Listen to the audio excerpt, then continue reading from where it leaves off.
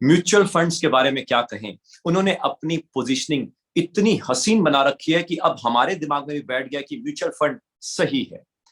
कायदे से मैं ये नहीं कह रहा कि म्यूचुअल फंड सही है या गलत है, मगर अगर हम नहीं समझेंगे म्यूचुअल फंड के टेक्निकल एस्पेक्ट्स, तो चाहे सही वाला म्यूचुअल फंड भी हम गलत तरीके से करते हैं। क्योंकि हम कई बार सिप लगाते हैं या चर्निंग करते हैं म्यूचुअल फंड में, या लमसम लगाते हैं, मगर बिना समझे लगाते हैं, और उसमें कई तरह की मिथ्स हैं, कई तरह की मिसकंसेप्शंस हैं, जिसके कारण हम कई तरह की मिस्टेक्स कर देते हैं म्यूचुअल फंड के अंदर इन्वेस्टमेंट करते हुए, चाहे अपनी फाइनेंशियल प्लानिंग करने के लिए, चाहे पोर्टफोलियो बिल्डिंग करने के लिए।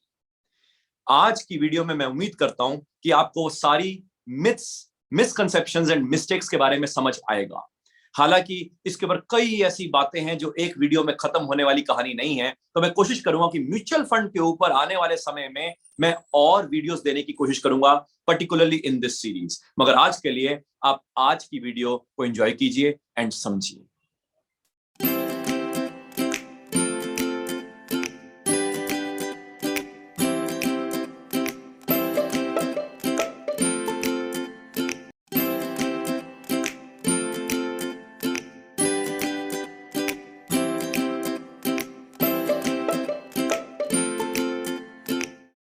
म्यूचुअल फंड, जैसे मैंने पहले भी जिक्र किया था, म्यूचुअल फंड मेरी नजर में फाइनेंशियल इंस्ट्रूमेंट नहीं है। हालांकि वो एक इन्वेस्टमेंट ऑप्शन है, मगर म्यूचुअल फंड मेरी नजर में एक बहुत बड़ा ब्रोकर है जिसने अपनी पोजीशन बहुत स्ट्रांग बना ली, इस सेंस में कि हर आदमी को लगता है कि डायरेक्ट इक्विटी में लगाएंगे तो हाथ जलेंगे, डायरेक्ट बॉन्ड्स में लगाएंगे तो हाथ जलेंगे, तो म्यूचुअल फंड सही है।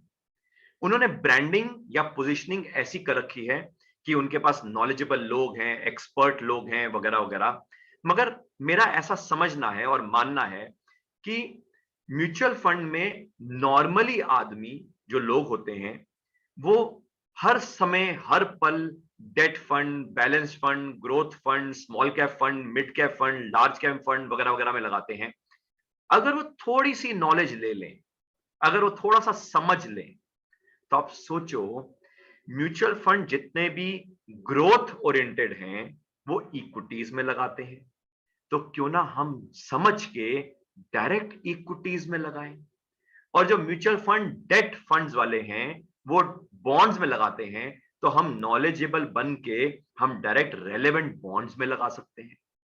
और जो म्यूचुअल फंड बैलेंस या हाइब्रिड होते हैं, उसमें भी हम अगर समझ ले लें तो हम डायरेक्ट इक्विटीज और बॉन्ड्स का मिक्सचर अपना खुद का पोर्टफोलियो बना सकते हैं। ये आप सोच रहे होंगे कि ऐसा क्यों करें, क्योंकि हमारे पास तो समय नहीं है, हमारे पास तो नॉलेज नहीं है, टाइम नहीं है, एक्सपीरियंस नहीं है, एक्सपर्टीज नहीं है। सामने वाले के पास है, तो वो अगर म्यूचुअल फंड बना रहा है तो हमें बेटर है कि म्यूचुअल फंड के थ्रू लगाते हैं। एक्चुअली इसके फायदे कहीं हैं, मगर कुछ कुछ अगर हम एनालिस्ट करें तो सबसे पहला फायदा तो ये है कि हम म्यूचुअल फंड में एक तरह से इनडायरेक्टली पैसा लगा रहे हैं कुछ एसेट क्लास में, जिसके कारण हम ब्रोकरेज दे रहे हैं। दूसरा, हम एक्सपेंस रेशियो, जो कि नॉर्मली 1.5 से लेके 1.5% से लेके 2.5% तक रहती है, वो खो देते हैं। ब्रोकरेज अंदाजन 1% के करीब ट्रेल कमीशन होती है, हम वो खो देते हैं क्योंकि वो ब्रोकर की कमाई है। साथ में जितने भी म्यूचुअल फंड के थ्रू हम लगाते हैं, नॉर्मली हम ऑब्जर्व नहीं करते कि म्यूचुअल फंड के अंदर जो डिविडेंड है, जो इक्विटीज हैं, जो उसमें डिविडेंड आता है, वो हमारे बैंक अकाउंट में क्रेडिट नहीं होता है। नैव में बढ़ता है, मगर नैव में बढ़ के अल्टीमेटली हमारे पास एनकैशमेंट नहीं आई। जो बोनस शेयर्स हैं वो एनकैशमेंट नहीं आई अगर हम डायरेक्ट इक्विटीज में लगाते हैं। और साथ में एक रिस्क है, हम किसी और के ऊपर डिपेंडेंट है। हालांकि हम सोचते हैं कि उसके पास नॉलेज, एक्सपीरियंस, एक्सपर्टीज ज्यादा है, मगर फ्रैंकलिन टेम्पल्टन में क्या हाल। इसका मतलब ये, मेरा तो ये समझना है कि हम डायरेक्टली इक्विटीज और बॉन्ड्स में लगाएं, और अगर हमें सिप भी करनी हो तो भी हम डायरेक्ट सिप इक्विटीज में करें। और आप ये सोच रहे होंगे डायरेक्ट सिप इक्विटीज में कैसे कर सकते हैं, रादर हम तो ये सोचते थे कि डायरेक्ट सिप म्यूचुअल फंड्स में होता है। उसके लिए मैंने एक डिटेल्ड वीडियो ऑलरेडी बना रखी है। इनफैक्ट मैं चाहूंगा कि आप उस वीडियो को भी जरूर देखो। इनफैक्ट शायद वो पोर्टफोलियो एजुकेशन सर्विसेज की पार्ट 3 वीडियो है। मगर फिर भी कई लोगों को लगता है कि नहीं यार, म्यूचुअल फंड को हम नहीं छोड़ सकते। Okay, take it easy, no problem. अगर म्यूचुअल फंड को नहीं छोड़ सकते तो ये तो कहीं नहीं लिखा ना कि सेम ही म्यूचुअल फंड में लगे रहना है। आइडली हमें म्यूचुअल फंड की सिलेक्शन भी करनी आनी चाहिए बेस्ड ऑन टेक्निकल टर्मिनोलॉजीज। जैसे कि म्यूचुअल फंड एक तरह से पोर्टफोलियो है जो कि उस नॉलेजेबल एक्सपर्ट पर्सन ने बनाया है। तो उस पोर्टफोलियो का जो शार्प रेशियो है, उस पोर्टफोलियो का जो ट्रेनर रेशियो है, वो हमें देखना आना चाहिए और चूज करना आना चाहिए कि कौन कौन से म्यूचुअल फंड में बेटर बेस्ट कौन सा परफॉर्म कर रहा है। बट ऑब्वियस है, जब हर इक्विटी क्लास हर पल हरदम नहीं चल सकता, हर बॉन्ड्स हर पल हरदम नहीं चल सकता, कभी कभी बॉन्ड नहीं चलते हैं, कभी कभी इक्विटीज नहीं चलती हैं, तो हर वक्त हर समय सेम म्यूचुअल फंड कैसे चल सकता है।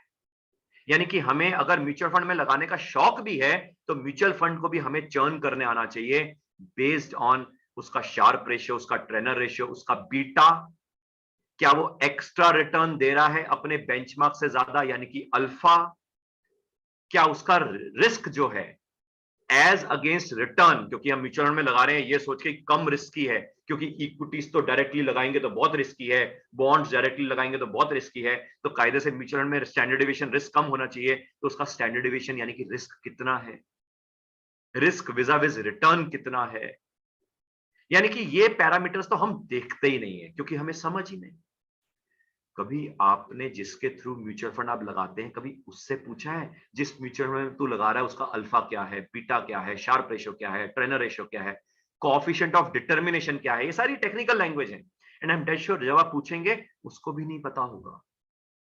और अगर उसने सुन रखा होगा कि हाँ सर शार्प रेशियो 0.5 है तो पूछ लेना मतलब क्या है ये तो बता दे, या जो अल्फा है तुम्हारा बेंचमार्क क्या है ये तो बता दे, या उस बेंचमार्क को क्यों लिया ये तो बता दे। क्योंकि कई बार हमें ये समझ ही नहीं होती कि ऐसी टेक्निकल चीजें होती हैं, तो हम ये सोचते हैं कि ब्रोकर के थ्रू जिसके थ्रू लगा रहे हैं या सब ब्रोकर के थ्रू लगा रहे हैं, और नॉर्मली वो लोग वही लोग होते हैं जो हमारे नोन होते हैं, रिलेटिव होते हैं, फ्रेंड होते हैं, वगैरह वगैरह, या कई बार अननोन भी होते हैं मगर उनके साथ हमारे बोलचाल अच्छी है इसलिए हम उसको नाराज नहीं करना चाहते। और यहाँ पे मेरे कई दोस्त यार होंगे जो ब्रोकर्स होंगे, सब ब्रोकर्स होंगे, प्लीज फॉरगिव मी, मगर ये मैं आपकी भलाई के लिए भी कह रहा हूं क्योंकि आने वाले समय में ये जागरूकता आएगी तो आपको भी ट्रेन होना, और इसीलिए आप पोर्टफोलियो एजुकेशन में भी जुड़े हुए हैं। मगर पॉइंट ये है, अगर फिर भी आपको म्यूचुअल फंड में लगाने का शौक है, ये सारी नॉलेज लेनी चाहिए, और यही नॉलेज हम पोर्टफोलियो एजुकेशन सर्विसेज स्पेशली जो गोल्ड वर्जन है उसमें हम सिखाते हैं, समझते हैं। एंड फिर भी अगर आपको लगाना भी है म्यूचुअल फंड में तो समझ के हमसे समझ लो कि कौन से म्यूचुअल फंड बेस्ट है और आप डायरेक्ट लगा लो।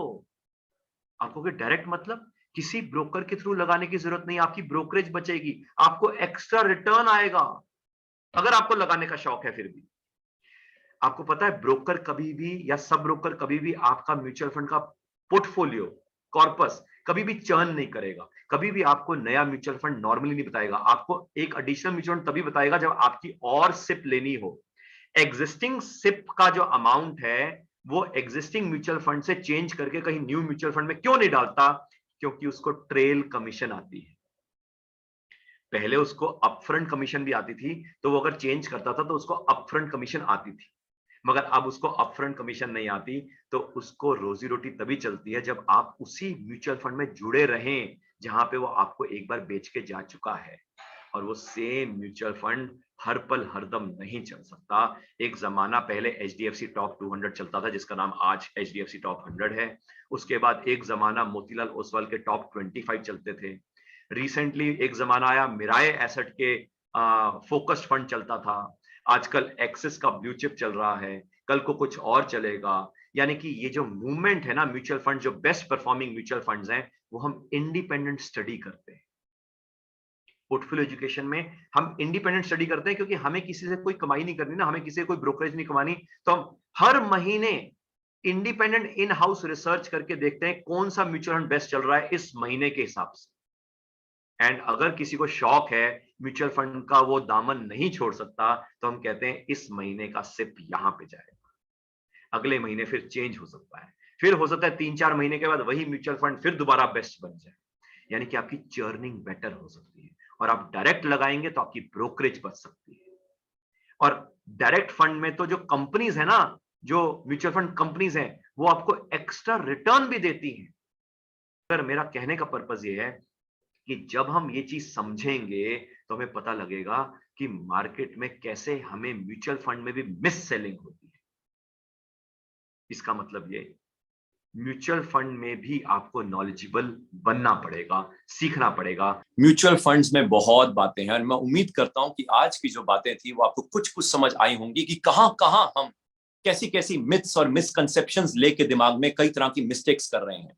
ये जो सीरीज है इसका पर्पस यही है कि कौन कौन सी ऐसी गलतियां हैं जो हम ना करें, क्योंकि बचपन से लेके अब तक हमारे वेल विशर्स इंक्लूडिंग हमारे पेरेंट्स कई ऐसे बातें बताते हैं कि ये मत करना जिंदगी में, ये मत करना जिंदगी में, क्योंकि उनका ये मानना है कि क्या करना है और कैसे करना है वो जिंदगी में हम खुद समझ जाएंगे, सीख जाएंगे। मगर फाइनेंशियल प्लानिंग और पोर्टफोलियो मैनेजमेंट एक तरह से खुद सीखने वाली चीजें नहीं है, ये एक टेक्निकल एरिया है जिसके लिए what to do and how to do समझने के लिए हमें लाइव हैंड होल्डिंग मार्केट्स में चाहिए, फाइनेंशियल प्लानिंग में चाहिए, पोर्टफोलियो बिल्डिंग में चाहिए, जिसके लिए आप हमारे साथ पोर्टफोलियो एजुकेशन सर्विसेज में कनेक्ट हो सकते हैं।